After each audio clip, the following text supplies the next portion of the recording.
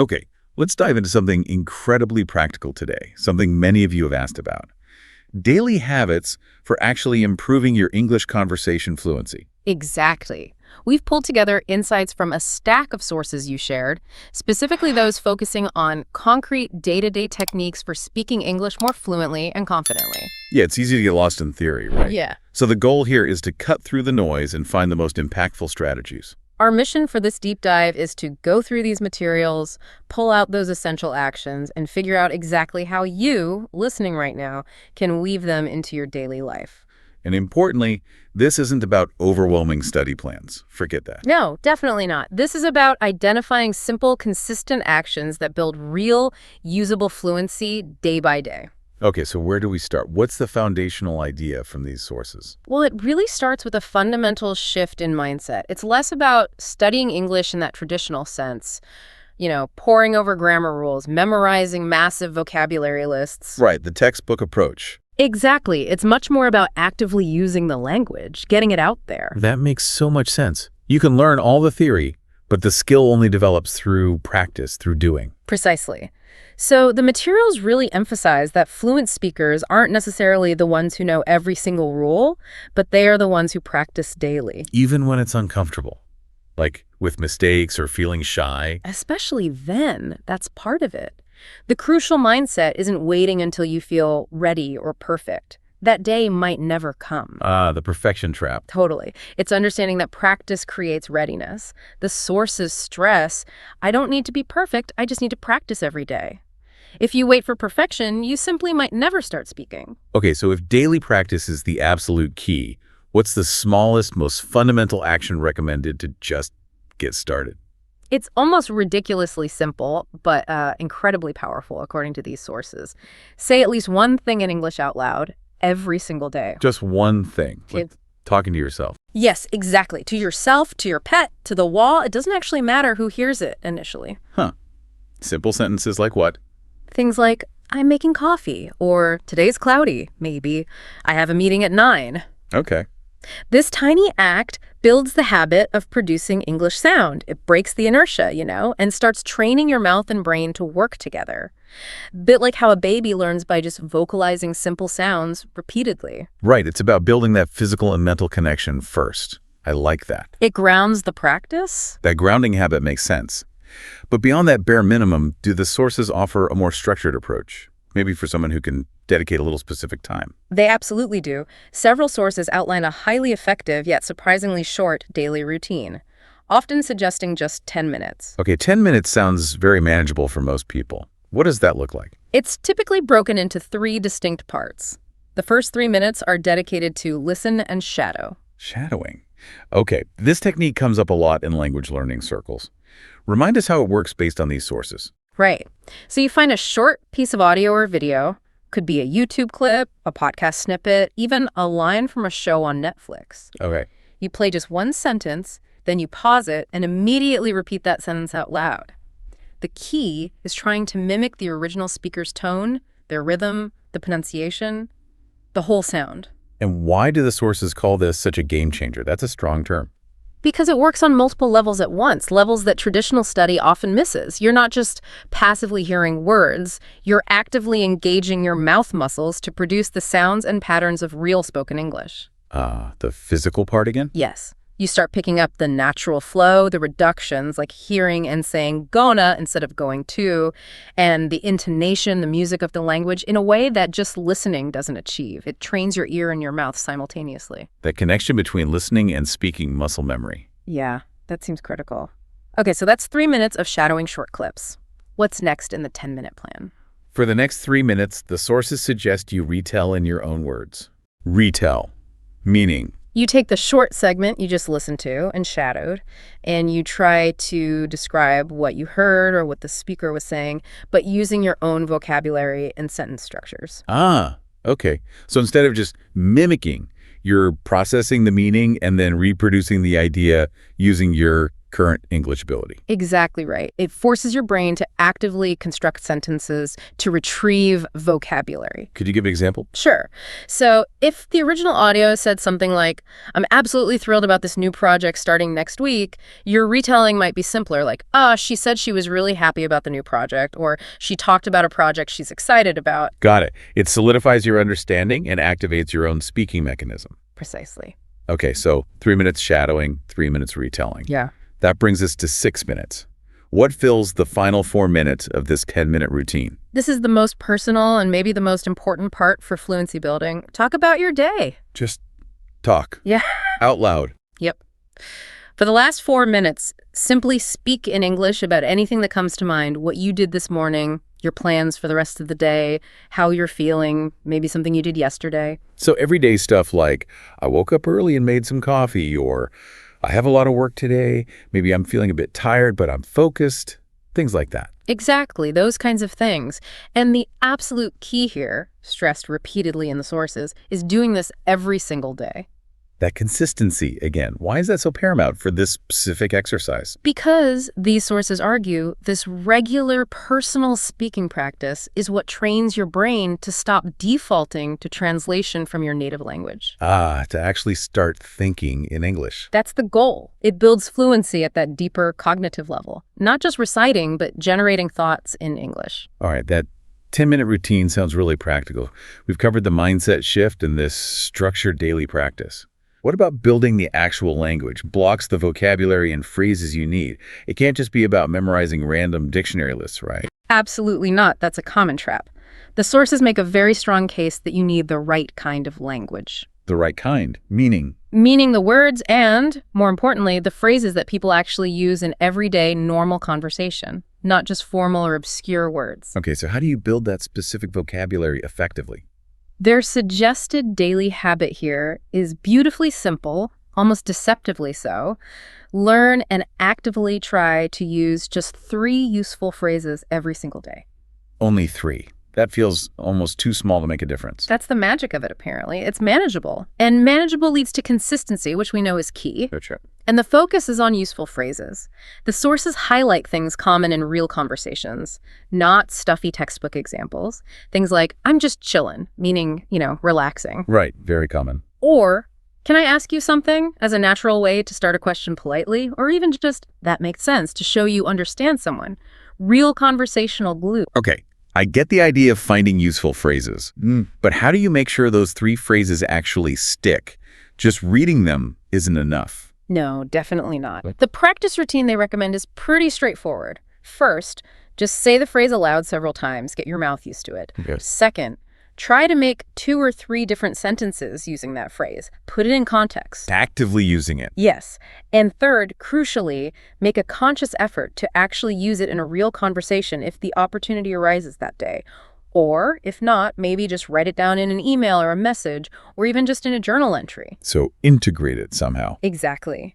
And a helpful tip mentioned is creating a simple My Phrase bank, like a dedicated notebook or a digital file where you add your 3 phrases daily. Wow, okay. 3 useful phrases a day. You do that consistently. That adds up incredibly fast. What's that, like 90 practical real-life expressions in a month? Exactly. And these aren't just words you've seen. They're phrases you've said, you've practiced using, maybe even used for real. That's powerful for retention. It really is. That builds usable language quickly. Okay, so we have the mindset, the routine, the phrase building. Now, how do we make all this feel less like a separate study task and more like a natural part of just living your life? That's where this next concept comes in, which these sources call daily conversation triggers. Triggers. Okay, this sounds interesting, like making English practice more spontaneous. Precisely. It's about hijacking ordinary moments throughout your day and turning them into mini opportunities to speak English, often just to yourself. It lowers the activation energy needed. Okay, I like the sound of that. What kind of moments are we talking about? How many triggers do they identify? They typically list about 6 common everyday situations that work perfectly for this. All right, let's hear them. What's the first one?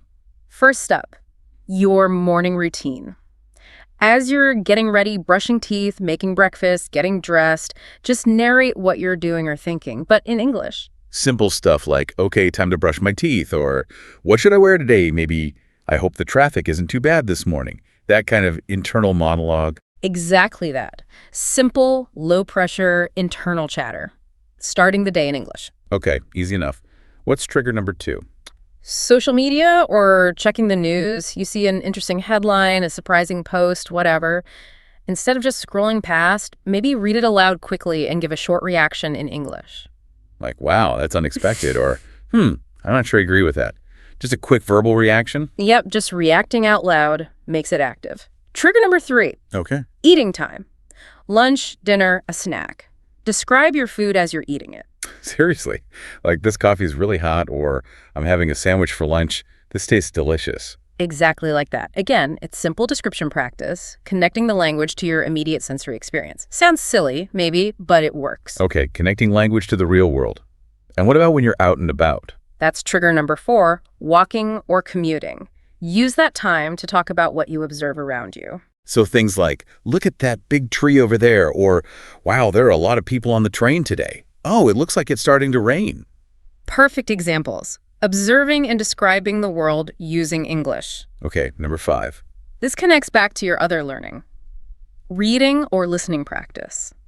After you finish consuming some English content, maybe a podcast like this one, an article, a YouTube video, spend just a minute or two summarizing it or reacting to it out loud in English. Reinforcing what you just learned. Like, okay, they talked about useful habits today, or I learned that new phrase, just chillin'. Exactly. It makes the passive intake active. And the final trigger, number 6. Okay, last one. End of the day reflection. Just before you go to sleep, take a brief moment to think back on your day and summarize it concisely in English. Like, today was pretty busy, but good overall. I managed to finish that project. I'm really looking forward to the weekend, that sort of thing. Precisely. A quick mental wrap-up in English. What's so compelling about these triggers, looking at them together, is what you mentioned earlier. As these sources point out, you don't necessarily need another person. You don't need a teacher there. Right. You can integrate this internal self-talk practice throughout your normal day. That removes a huge barrier for so many people, the fear of speaking to others, or just the lack of opportunity. Just talking to yourself is actually a valid and effective way to practice. Absolutely. It trains your brain to access and use English much more naturally and spontaneously. Okay, that makes a lot of sense. Now, another critical element these sources emphasize is something we touched on with the phrases, the absolute necessity of repetition and revision. Yes, this is huge. It's not just about learning something new once and ticking a box, is it? Doesn't seem like it. Why is review so important? Because fluency isn't built just on constantly acquiring new information. It's built on making the information you already have automatic, easy to recall, readily available when you need it in conversation. Making it stick. Exactly. The core principle they highlight is basically repetition equals retention, and retention equals real fluency. Your brain physically needs to revisit language patterns and vocabulary multiple times to really lock them into long-term memory. So the habit here is literally a daily review session. Yes, but it doesn't have to be long or arduous. They typically suggest just a quick review every night. Doing what, specifically? Things like re-saying the 3 new phrases you learned that day, or repeating a sentence or 2 that you shadowed earlier from a video or podcast. Maybe quickly retelling a short conversation you had, or even one you wish you'd had, in English. So actively using the material again. Yes. The point is, language only becomes truly usable when it's been repeated, reused, and recycled in your own speaking. You have to work it. Okay, repetition, reuse, recycle. Got it. Now, this whole system, the shadowing, the useful phrases, the self-talk, it feels designed to move you away from sounding like a textbook. The sources specifically discuss this difference between textbook English and real English, right? They do, and it's a really crucial distinction for anyone aiming for natural-sounding fluency. Textbook English is often grammatically perfect, but it can sound quite unnatural, maybe a bit stiff or overly formal in everyday situations. Whereas real English is... It's how people actually talk in daily life. It's often full of contractions, natural reductions in sound, idiomatic phrases, fillers. It's more fluid. Can you give some concrete examples from the sources, textbook versus real? Sure. A classic one is the textbook saying, "I do not have time." Which nobody really says. Right. Much more common, real English is simply, "I don't have time." Or a textbook might teach you to ask, "What is your job?" Okay, sounds a bit formal, maybe slightly blunt. Exactly. Whereas native speakers would almost always ask, what do you do? It's just the standard, natural way. Then how about greetings? Textbook, how are you today? Perfectly correct, but And if it's stiff sometimes. yeah. In reality, you'll hear, how's it going? Much more. Or, depending on the context, even just a quick, you good? Or what's up? That difference is huge in terms of sounding natural and feeling confident in conversation. So how do you actively bridge that gap? How do you get away from sounding like a textbook? Well, the sources stress consistent exposure to real English is fundamental. Through what kind of sources? Things people actually watch and listen to. Movies, TV shows, vlogs on YouTube, podcasts, listening to real conversations if possible. Daily listening is key. And then actively trying to imitate it. Yes. That shadowing technique we discussed earlier is absolutely perfect for this. It directly trains you to pick up and reproduce the rhythm, the intonation, the connected speech patterns that make you sound less like you're reading from a page and more like you're actually having a natural conversation. Stop sounding like a textbook by copying how real people sound. Makes sense. It's a direct route. So if someone is listening right now, feeling motivated by all these ideas and wants to just jump in and get started quickly, do the sources suggest a specific way to sort of kickstart these habits? Yes, several sources propose a focused way to build initial momentum, a 7-day practice challenge. Ooh, a challenge. Okay, a short burst to build momentum.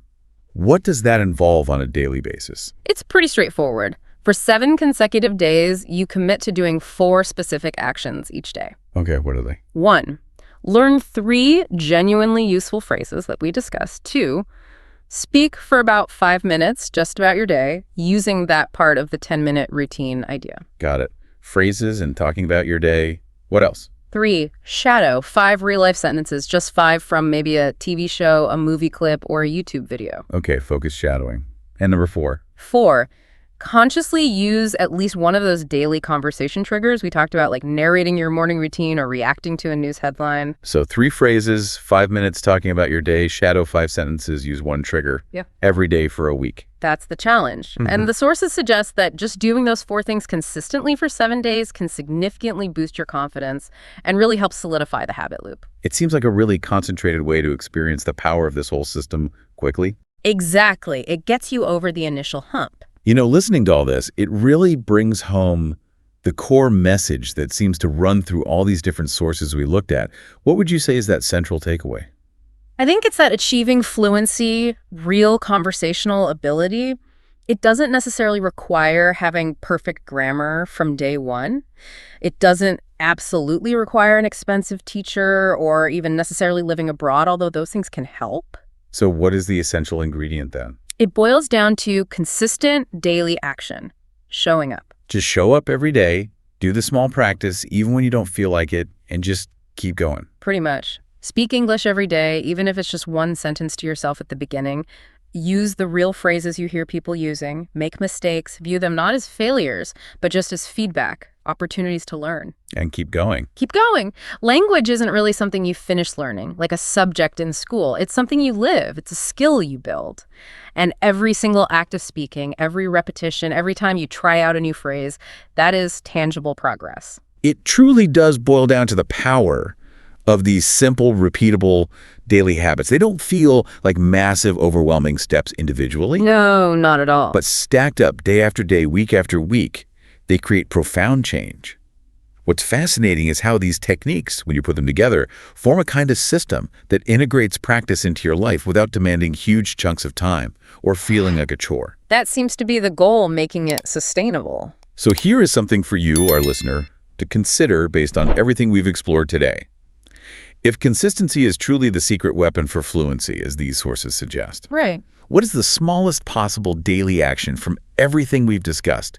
Just one tiny thing that you could realistically commit to starting tomorrow. Just one small change. Yes. And how might just that one small change, done consistently, done every day, reshape your English speaking journey over the next few months? Something to think about.